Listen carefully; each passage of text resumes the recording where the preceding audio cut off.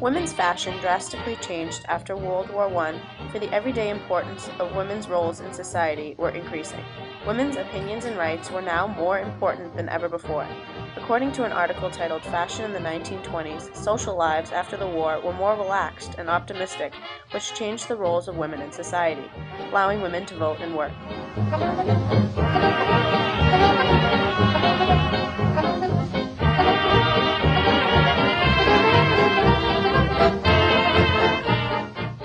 Times were changing. Coco Chanel, a major figure in 1920s fashions, comments on this social change.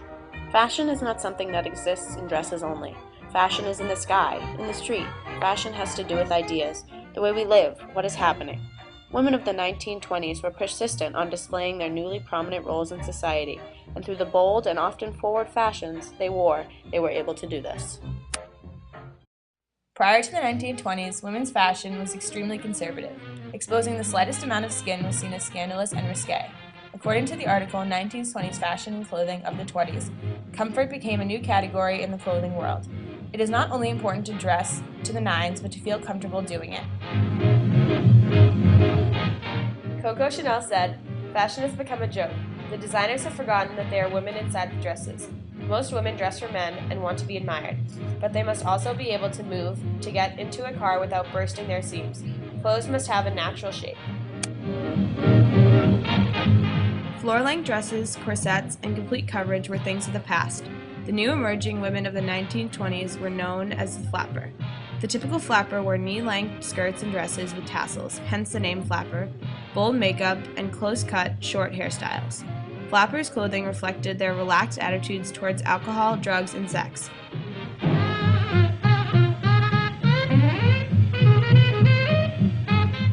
Clara Bow, the it girl of the 1920s, demonstrated this loose behavior when she publicly said, "A sex symbol is a heavy load to carry when one is tired, hurt, and bewildered." Although not every woman was a flapper, styles of everyday women became less conservative and restrictive. Women's clothing was one of the most changed aspects of society during the 1920s. Women used different hairstyles as a way to demonstrate the changed times of post-World War I. The four most common hairstyles for women in the 20s were the bob, the Dutch boy, the shingle, and the Eton crop. However, the bob was the most popular. According to the 1920s fashion and music website, the bob was bowl-shaped and cut just at the ears so as to allow tight-fitting hats. The Dutch boy was square-shaped with clean-cut bangs and angles of hair lining both cheekbones. The shingle hairstyle is characterized by shortly shaved hair on the rear of the head and longer, angled and crimped bangs and layers towards the face. Perhaps the most daring was the Eton crop, in which hair was cut short on all sides and often pressed tightly against the head with gel or mousse. Makeup during the 1920s was anything but inconspicuous. Women's faces no longer looked the part of the delicate housewife from pre-World War I. Rather, their makeup was bold and forward, much like the attitudes of newly confident women of the 1920s.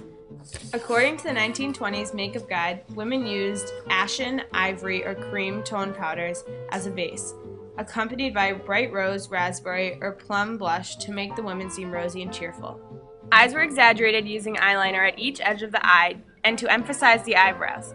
Also, dark gray and silver eyeshadows were used on both eyelids and under the eyes to create a smoky effect. Lips were fashioned in the Cupid's bow style in deep reds, deep browns, and orange lipsticks, so that, and I quote, "the lower lip is exaggerated a bit and the width of the lips was de-emphasized."